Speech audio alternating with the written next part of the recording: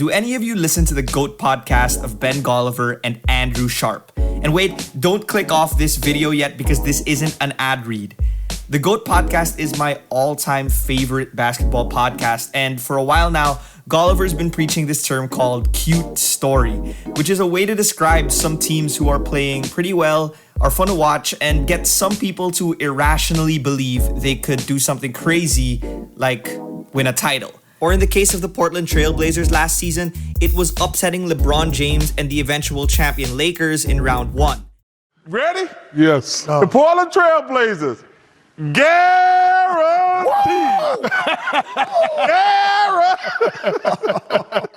That wasn't really ever going to happen, but the Blazers were still one of bubble basketball's cutest stories after a 6-2 run in the seeding games.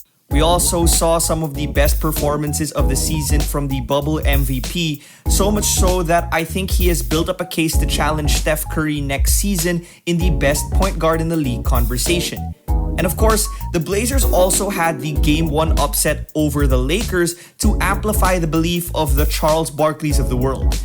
Heck, even I had this tiny fire inside me that thought Lillard would average 40 and will the Blazers to a series win. But after the Lakers' gentleman's sweep, it's time for Blazers believers to face reality. And by reality, I mean that the makeup and Botox that got them to be so cute in the back half of 2020, well, those have worn off. A quick look in the mirror will reveal to the Blazers their team's actual state. Stuck. Yes, the Blazers have one of the league's best, most marketable and likable stars, but he's also now on the wrong side of 30. The team's got a thin roster, a tight cap situation, and an uninspiring track record, at least if the goal is a championship. For this video, I'll be breaking down the Portland Trailblazers, where they currently stand, and whether they can make any moves to catapult Dame to a title, which I think we all believe he deserves to at least be realistically competing for. But before that, what's up guys, it's Colin here, and well, I'm back. I know I was off the grid for a bit there, and I'm so sorry, but I'm trying to get back in the groove, so I hope you guys can continue to support this channel so me and the rest of the guys can continue to put the effort and time into these videos. It's already the off season, so this will be the first of a series of videos we're going to call The Look Ahead. So leave a comment down below if you want me to grab my crystal ball for your team and try to be the GM to predict their future. Also, shout out once again to Kings of the Court for helping make this video happen. They make some great graphic and digital work which you can find on their Facebook, the link for which I'll leave down below the like button. But it's time to get into the nitty-gritty. Let's talk about the Portland Trailblazers in the first episode of The Look Ahead. The Blazers have been really good for a long time. While their playoff opponents from LA were back in the playoffs for the first time in 7 years, the Blazers extended their playoff streak to 7 years. But this era of the small market franchise from the Northwest is sometimes compared to the 10-year playoff streak of the Atlanta Hawks, which ended just 2 seasons ago. And those comps are reasonable, at least versus how each of them fared in their respective conferences. Both teams were usually eliminated in the first round, capping out at conference finals appearances in which they were both swept. The difference between the two teams lies with their number 1 guy. Joe Johnson was the star on the Hawks for 5 of those 10 playoff appearances. He made 6 All-Star games in 7 total years with the Hawks.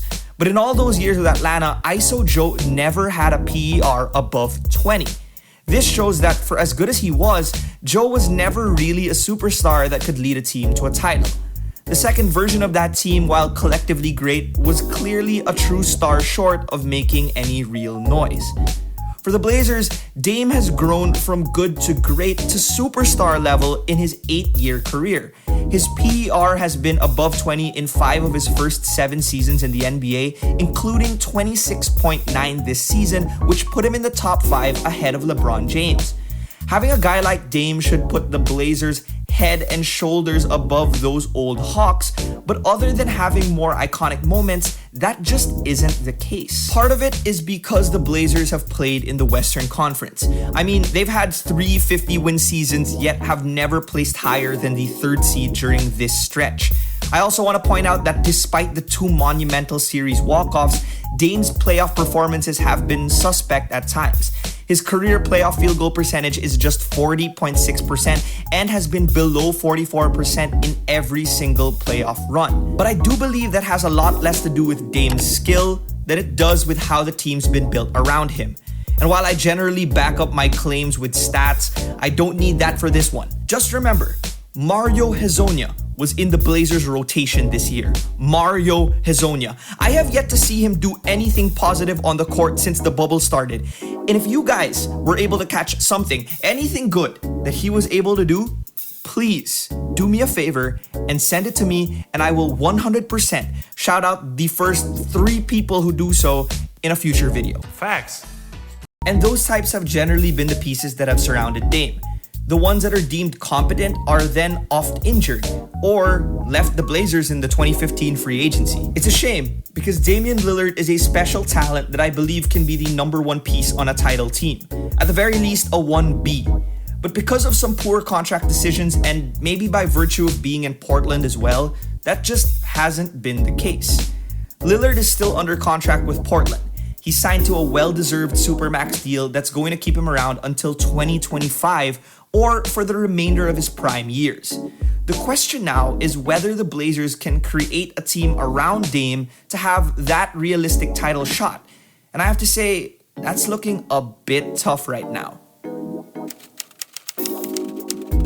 The Blazers have followed the same formula for the last few off seasons. Build around Dame and CJ by signing some wing pieces, develop their young mid to late first rounders, and hope and pray someone comes out that can help their star duo. But it doesn't take a scientist to tell you that the same formula will likely yield the same results. But say the Blazers go for that plan and bring back basically the same team from this year. I mean, their wing depth isn't actually so bad. They missed Rodney Hood all year and Trevor Ariza wasn't around in the bubble. Those 2 wings should bolster their terrible defense when they return next season. Melo was a revelation that they could find a way to keep this offseason. Gary Trent is awesome, and Anthony Simons might just keep getting better. With a full year of Nurkic and hopefully a healthy Zach Collins, the Blazers can trot out the same roster next year and win 45 to 51 games, get a lower seed, get knocked out in the first or second round by LA again. We all know it's true, and that's if everything goes right. So if the Blazers are serious about chasing titles with Damian Lillard, they're going to need to change the formula somehow. The only way they can do that is through free agency or trades. The problem with the former is that the Blazers' cap outlook is looking pretty bleak, and that doesn't even take into account what will likely be a lower cap ceiling or whatever other financial implications the coronavirus will deal to the NBA and its teams. But the Blazers are capped out this offseason, and that's already considering Hassan Whiteside's contract, which was worth $27 million this year, will be off the books. They could choose to keep Whiteside since they have his bird rights, but I don't know if he's going to want to play behind Nurkic long term. Regardless of that, the Blazers will only have the mid-level exception in order to make additions, and they can use that on some more 3-and-D wings who can play up into the 4 spot.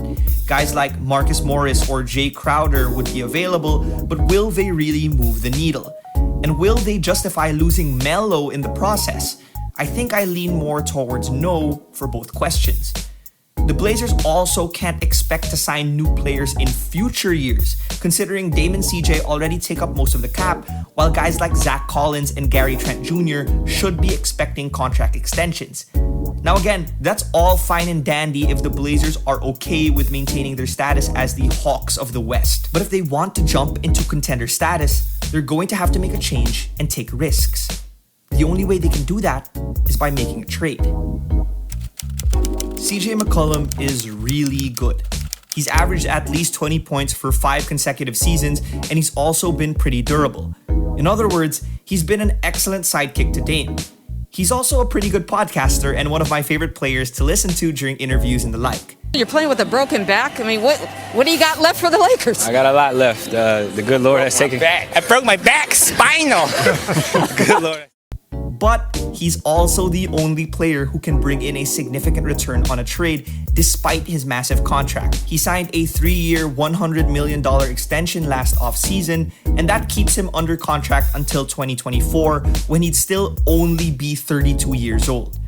While Dame and CJ have what appears to be a great relationship off the court, I personally think they've hit their ceiling on the court, at least given the team's current cap situation.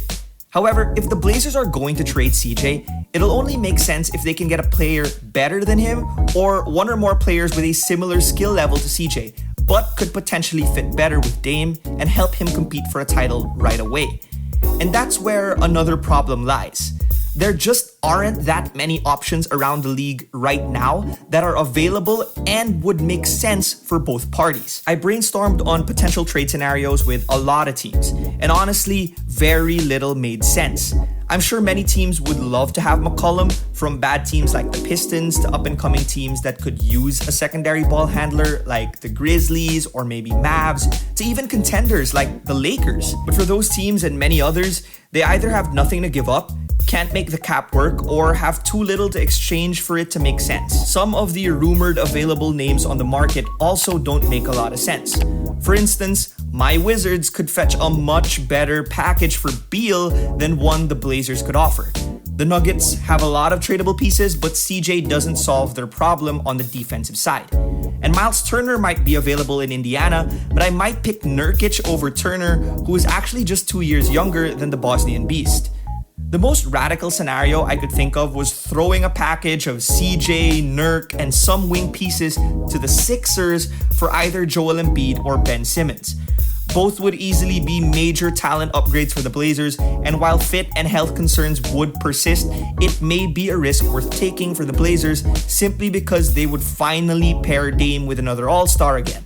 The problem is more on the side of Philly. While I did make a video on this exact scenario already, after seeing Tobias Harris and the Sixers in the playoffs, would they really be willing to give up one of their major pieces for what is essentially another high-paid, borderline but never been all-star? I don't know. One scenario I thought of was trading CJ McCollum and Trevor Ariza to the Pelicans for Drew Holiday and JJ Redick. Holiday is an all-NBA defender, and I think Dame and CJ may know that more than anyone. While this may seem like a lateral move, the idea behind this is that the Blazers get a player with the same amount of talent as CJ, but may be able to address a hole that raises their ceiling. But I also won't fault you if you think that this is more of a move for the sake of making a move.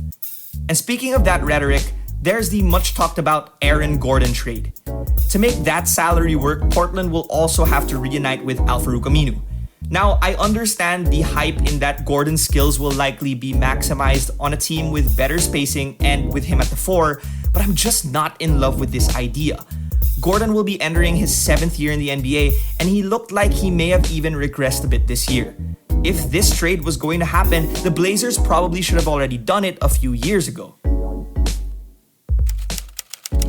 So, what now?